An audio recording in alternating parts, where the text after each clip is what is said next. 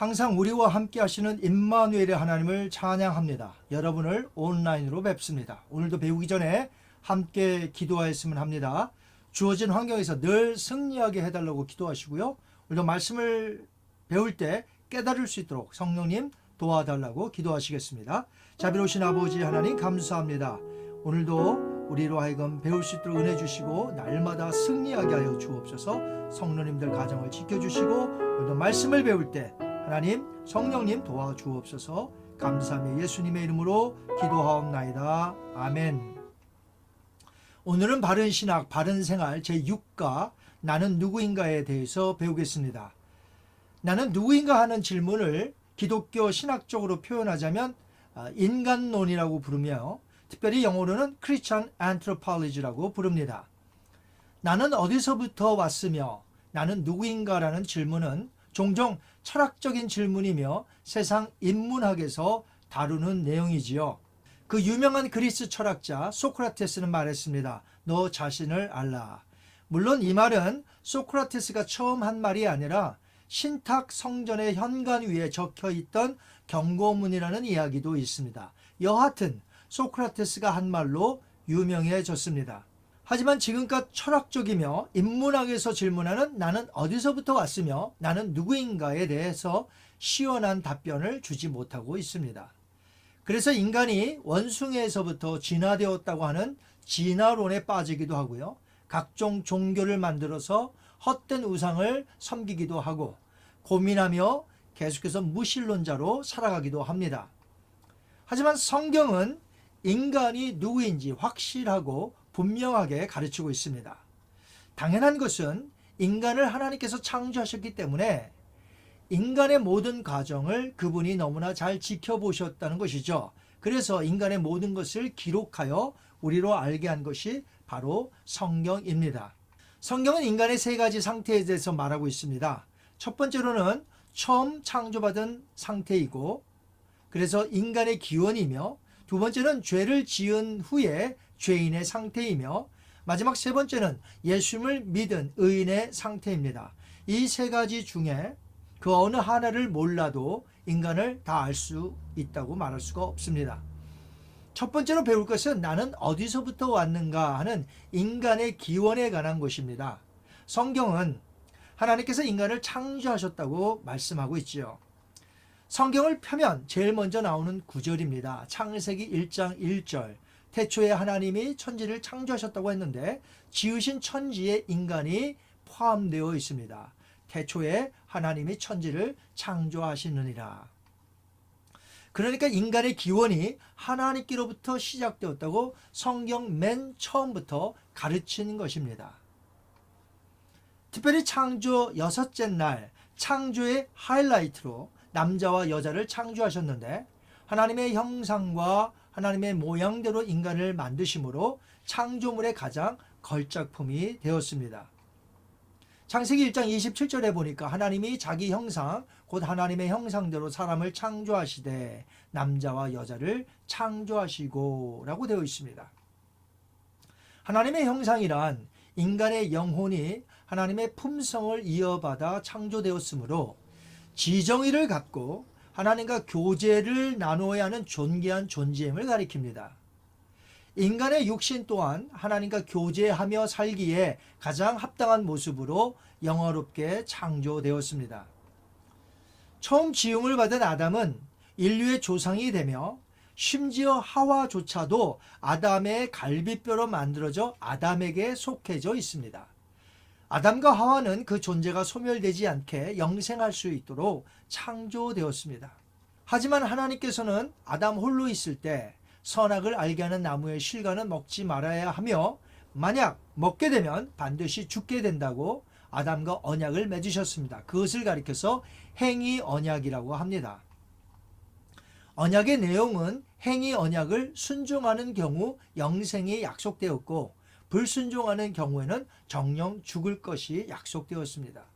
아담이 하나님과 행위 언약을 맺으신 후 정확히 얼마간인지는 모르지만 에덴 동산에서 아내와 더불어서 한동안 죄 없는 상태로 기쁨으로 살았습니다. 이것이 바로 인간의 기원입니다. 이렇게 성경에서 가르쳐주는 인간의 기원을 모른다면 평생을 살면서 계속해서 나는 어디로부터 왔는가 하며 세월을 낭비하게 될 것입니다.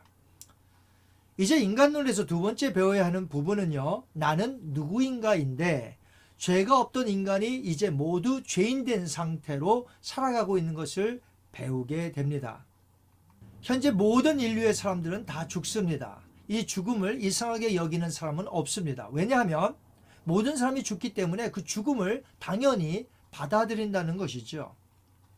그럼 사람이 왜 죽느냐고 물어보면 답변을 하지 못합니다. 그냥 내놓는 답변이 늙어서 죽지요라고 하지만, 그렇다면 청년 때 죽거나 아기 때 죽는 이유는 무엇입니까? 늙지도 않았는데 말이죠. 사람들은 답변을 내놓지 못하고 있습니다. 성경은 인간의 죽음이 죄의 싹시라고 분명히 말하고 있습니다. 로마서 6장 23절에 보니까 죄의 싹은 사망이요 라고 되어 있죠. 죄를 지은 이후로 모든 인간은 거룩한 하나님과 교제 나눌 수 없이 단절되어서 그분의 영광에 이르질 못한다고 말합니다. 로마서 3장 23절에 보니까 모든 사람이 죄를 범하였음에 하나님의 영광에 이르지 못하더니 라고 되어 있습니다. 모든 사람이 죄를 범하였기에 모든 사람에게 죽음이 오는 것입니다. 왜냐하면 죄의 싹은 사망이기 때문에 그렇죠. 그럼 모든 사람이 왜 죄를 짓습니까? 만약에 교통법규도 잘 지키고 선하게 사는 사람에게 당신은 죄인입니까? 라고 묻는다면 아니라고 할 것입니다. 과연 성경에서 말하는 죄는 무엇일까요? 성경에서 말하는 죄는 헬라어로 하마르티아라고 하는데 신약 성경에 173번이나 등장합니다. 관역을 못 미치다 혹은 관역을 빗나간다라는 뜻입니다. 즉 죄란 하나님의 말씀을 순종함에 부족하거나 혹 어기는 것을 뜻합니다. 그러니까 세상에서 정해준 법을 내가 잘 준수하였다고 하여 죄인이 아닌 것이 아닙니다. 태어날 때부터 죄인으로 태어난 것이죠. 아기도 어떤 경우는 죽는데 그들이 무슨 죄를 지었나요? 죄인으로 태어났기 때문에 아기라도 죽는 것입니다. 그럼 왜 내가 죄인으로 태어난 것일까요? 인류의 대표자이자 인류의 조상이었던 아담이 하나님의 말씀에 불순종하여서 먹지 말라고 하셨던 선악을 알게 하는 나무 실과를 먹었기 때문입니다. 그것이 인류의 죄입니다. 그럼 사람들은 또 이렇게 질문할 수 있겠죠. 도대체 아담이 선악을 알게 하는 나무 실과를 먹어서 죄를 범한 것하고 현재 나와 도대체 무슨 상관이 있냐며 따집니다. 그 이유는 모든 인간이 아담의 후손이며 대표성의 원리로 인해 대표자 아담의 죄가 모든 후손에게 그대로 전가되었기 때문이에요.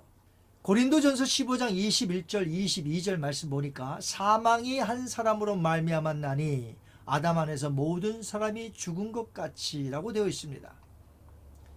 아담은 인류의 조상으로서 뿐만 아니라 인류의 대표자로서 하나님과 언약을 맺었으므로 그의 범죄는 곧 전 인류의 범죄와 같습니다. 그러므로 아담의 죄의 죄책과 오염은 전 인류에게 직접적으로 전가된 것입니다. 죄책이라 함은 인류 조상 아담의 범죄는 그 자신은 물론이거니와 모든 후손에 이르기까지 법적인 책임, 즉 형벌을 받게 됨을 뜻합니다. 오염이라 함은 죄로 인하여 성결함을 잃고 더럽혀진 상태를 가리킵니다. 즉 모든 인간은 본질상 진노의 자녀가 되어서 정죄 아래 놓이게 되는 것이죠. 로마서 5장 12절에 보니까 그러므로 한 사람으로 말미암아 죄가 세상에 들어오고 죄로 말미암아 사망이 들어왔나니 이와 같이 모든 사람이 죄를 지었으므로 사망이 모든 사람에게 이르렀느니라 라고 되어 있습니다. 사람들이 이것을 믿든 믿지 않든 사람들의 생각에 따라 달라지는 것이 아니라 성경은 두 가지 진리를 확실하게 가르칩니다. 우리 모두는 아담의 후손이라는 사실과 우리 모두는 죄인이라는 사실입니다. 로마서 3장 10절에서부터 12절까지 보니까 의인은 없나니 하나도 없으며 여기 보니까 not even one 깨닫는 자도 없고 하나님을 찾는 자도 없고 다 치우쳐 함께 무익하게 되고 선을 행하는 자가 없나니 하나도 없도다. 여기서도 not even one 이렇게 되어 있습니다. 사람들은 인종이 이렇게 다르고 많은데 어떻게 한 사람 아담의 후손이냐고 질문합니다. 그런데 성경은 사람들을 가리킬 때 인종이라는 단어를 사용하지 않습니다. 모든 사람들은 한 혈통이라고 말합니다. 사도행전 17장 26절에 보니까 인류의 모든 족속을 한 혈통으로 만드사 온 땅에 살게 하시고 그들의 연대를 정하시며 거주의 경계를 한정하였으니 라면서 여기에 보니까 한 혈통을 강조했습니다. 인류는 아담에 의한 한 혈통이기 때문에 그래서 예외가 없이 모두 죄로 인해 죽는 것입니다. 또한 아담에 의한 한 혈통이기 때문에 복음도 역시 아담의 후손인 모든 자들에게 전해야 하는 이유이기도 합니다. 같은 이치인 것이죠. 죄의 결과는 저주와 죽음입니다. 땅의 저주로 인해서 고통스럽게 일하며 다른 이들을 시기하며 살아야 하고 끝내 인간은 비참하게 죽게 되지요. 하지만 불행히도 죄인의 상태는 그것이 끝이 아니라는 것입니다. 죽음에는 세 가지 측면이 있습니다. 첫째는 하나님과 교제가 단절되는 영혼의 죽음. 두 번째는 영혼과 육체가 단절되는 이 육신의 죽음. 그리고 마지막 세 번째는 하나님과 영원히 단절되어 지옥에서 형벌을 받는 영원한 죽음이 있습니다. 어떤 사람들은 주장하기를 인간이 타락한 것은 맞지만 칼빈이 주장하는 전적 부패와 전적 무능력은 믿지 않고 부분적인 부패만을 믿습니다. 하지만 성경은 선을 행하는 자가 없고 하나님을 찾는 자가 하나도 없다고 선언하여 인간의 전적 부패와 인간의 전적 무능력을 말하고 있습니다. 물론 인간은 많은 것들을 발명할 수 있으며 우주 탐사까지 하고 있을 정도로 매우 뛰어납니다. 그것은 하나님이 인간에게 주신 지혜와 지식의 결과이지요. 성경에서 말하는 전적 부패와 전적 무능력은 흔히 말하는 남을 도울 수 없다거나 무엇인가 어떤 업적을 이룰 수 있는 능력이 없다는 말이 아닙니다. 이 말의 뜻은 하나님의 율법의 말씀을 지킬 수 없고 스스로 하나님을 찾을 수 없다는 뜻입니다. 스스로 영적인 선을 전혀 행할 수 없다는 뜻입니다. 이것이 바로 모든 인류가 당면한 죄인의 상태인 것이죠. 인간은 어디서부터 왔는가 하는 질문에 인간의 기원은 하나님께로부터 왔기에 선하고 아름다웠습니다. 그렇다면 나는 누구인가의 질문에는 현재 죄 아래 놓여진 죄인의 상태임을 성경은 말했습니다. 에베소서 2장 2절과 3절에 보니까 그때의 너희는 그 가운데서 행하여 이 세상 풍조를 따르고 공중의 권세 잡은 자를 따랐으니 곧 지금 불순종의 아들들 가운데서 역사하는 영이라 본질상 진노의 자녀이었더니 라고 되어 있습니다. 하지만 성경은 인간에 대해서 말할 때 이 두 가지의 내용만으로 끝나지 않습니다. 내가 어디서부터 왔으며 나는 누구인가 이걸로 끝나지 않습니다. 이제 가장 중요한 인간의 모습이 하나 남았습니다. 성경은 죄인이 구원을 받는 방도를 가르쳐 주어서 하나님과 다시금 펠로십, 교제 나눌 수 있도록 우리로 하여금 의인이 되게 하십니다. 그래서 의인으로 살아야 할 목적과 걸어가야 할 분명한 목적지가 있음을 말씀하고 있습니다. 굳이 철학적으로 표현하자면 나는 어디로 가고 있는가? 이 마지막 질문에 대한 답변이 성경에 있습니다. 불순종으로 인해서 죄를 짓고 타락한 아담과 하와를 하나님께서는 그대로 두지 아니하시고 구원의 길을 미리 마련해 두셨습니다. 미리 마련해 놓으신 언약을 가리켜서 구속 언약이라고 부르는데 성부는 신격의 대표자로서 그리고 성자는 피택자의 대표자로서 서로 구속의 언약을 맺으시어 죄인들을 의인들로 만드시게 되는 것이죠. 그리고 하나님은 인간과 은혜의 언약을 맺으셔서 누구든지 유일한 중보자 되시는 예수 그리스도를 구원자와 주님, 주인으로 믿으면 구원을 약속하시어 하나님과 관계를 회복시키십니다. 로마서 10장 9절에서 11절 보니까 너가 만일 너의 입으로 예수를 주로 시인하며 또 하나님께서 그를 죽인 자 가운데서 살리신 것을 너의 마음에 믿으면 구원을 받으리라. 사람이 마음으로 믿어 의에 이르고 입으로 시인하여 구원에 이르느니라. 성경이 이르되 누구든지 그를 믿는 자는 부끄러움을 당하지 아니하리라 고 되어 있습니다. 첫째 사람 인류의 대표자인 아담은 그의 불순종으로 인하여 그 죄가 우리에게 임하였습니다.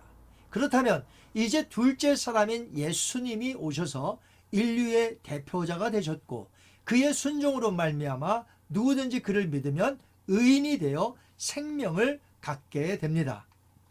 첫째 사람 아담이 선악과 나무의 시험에서 불순종함으로 실패하였다면 둘째 사람 예수님은 십자가 나무의 시험에서 순종하심으로 승리하셨던 것입니다. 고린도전서 15장 22절과 47절 보니까 아담 안에서 모든 사람이 죽은 것 같이 그리스도 안에서 모든 사람이 삶을 얻으리라. 첫사람은 땅에서 났으니 흙에 속한 자이거니와 둘째 사람은 하늘에서 나셨느니라. 그래서 죄인이 의인이 되는 길은 하나님께 순종하여 죽음을 이기신 그 예수님을 나의 구주로 믿을 때 나의 죄는 예수님에게로 전가되고 예수님의 의는 나에게 전가되어서 비로소 내가 의인이 되는 것이죠. 내가 얻는 의는 나의 의가 아니라 예수님의 의가 되므로 구원받는 것이 하나님의 전적인 은혜가 되는 것입니다.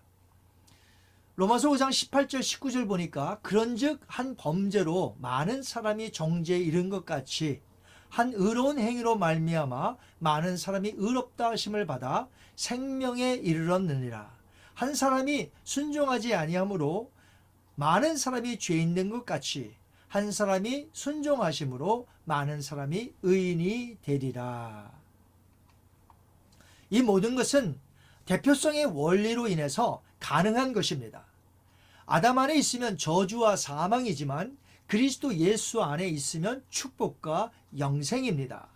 대표성의 원리를 잘 이해하셔야 합니다. 한 국가의 대통령들이 서로 만나서 조약을 맺었다면 그 즉시 효력이 발생되는 것이죠. 국민들 중에 나는 그것을 받아들일 수 없다고 하여 되는 문제가 아닙니다.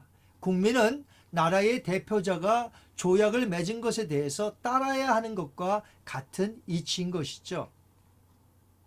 이 세상의 나라들은 불완전하지만 그래도 예를 든다면 대표성을 지닌 어느 국가의 대통령이 독재요 매우 타락했다면 그 아래에 있는 국민들의 삶은 말할 수 없이 고통스럽다는 것이죠. 반면에 어느 국가의 대통령이 나라를 위하고 국민을 위하여 바르게 운영한다면 그 나라 국민들은 행복할 것입니다. 마찬가지로 모든 나라의 인간들은 성경적인 관점에서 볼 때에 아담의 후손으로만 살아간다면 죄인의 상태로 인해서 저주와 형벌, 죽음으로 비참하게 살아가지만 예수님 안에 있는 자들은 하나님의 자녀로서 의인이 되었고 행복하게 오늘도 그분의 통치 아래서 살아갈 수 있는 것이죠. 뿐만 아니라 저 영원한 나라를 결정짓게 되는데 아담의 후손으로만 살게 되는 자는 그 죄로 인하여서 하나님의 정죄를 받고 지옥에서 영원토록 고통 속에 살게 될 것입니다. 그러나 예수님을 믿는 자들은 그들이 주님에게로부터 받은 그 의로움으로 인해서 영원한 천국에서 영생 복락을 누리며 살게 될 것입니다. 물론 예수님을 믿어 용서함을 받은 천국 백성이라도 여전히 자범죄가 있어서 죄를 짓고 있습니다. 그러나 죄를 지을 때마다 우리는 매번 나를 구원받기 위해서 죄 용서해달라고 그런 기도를 하는 것이 아니고 다만 하나님의 자녀로서 죄를 짓는 것이기 때문에 하나님의 마음을 아프게 한 죄에 대해서 자백하며 회개하는 것이죠. 요한일서 1장 9절에 보니까 만일 우리가 우리 죄를 자백하면 그는 미쁘시고 의로우사 우리 죄를 사하시며 우리를 모든 불의에서 깨끗하게 하실 것이요 라고 되어 있습니다.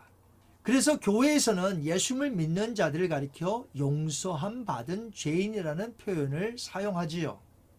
저와 여러분은 예수를 믿는다면 용서받은 죄인입니다.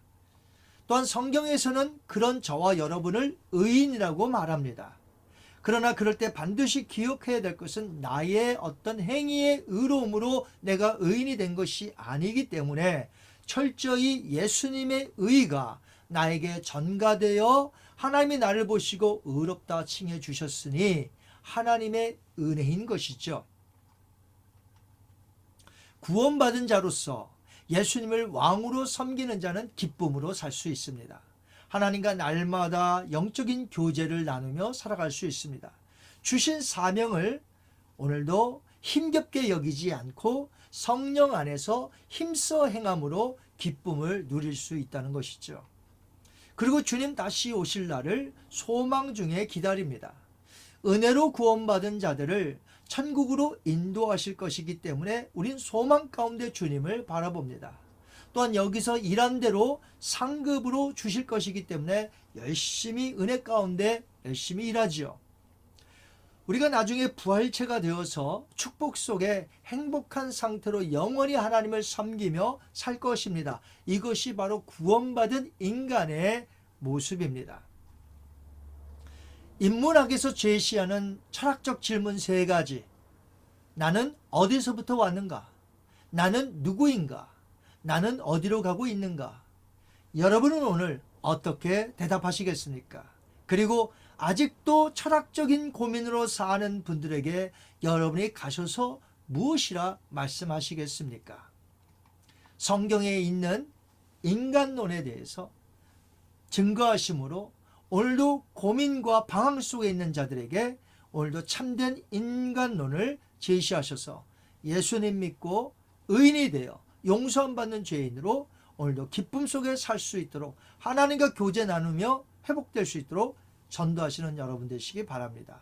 한번 이 시간에 다 같이 기도하십니다. 자비로우신 아버지 감사합니다. 인간론에 대해서 배웠습니다. 나는 누구인가? 나는 어디서부터 왔으며 나는 누구인가? 또한 나는 어디로 가고 있는가? 세상 사람들은 오늘도 철학적인 질문에 인문학적으로 질문하여 답변을 찾지 못하고 있지만 성경은 분명히 가르치고 있음을 저희들이 오늘 배웠습니다. 이제 예수님을 믿어 이제 아담의 후손으로만 사는 것이 아니라 그리스도 안, 인 크라이스트에서 우리가 주님과 더불어 교제 나누며 하나님께 영광 돌려 참된 구원자로 살게 하옵소서. 감사하며 예수님의 이름으로 기도하옵나이다. 아멘. 다음 시간에는요, 예수 그리스도는 누구신가에 대해서 배워보도록 합니다. 한 주간도 승리하시기 바랍니다. 감사합니다.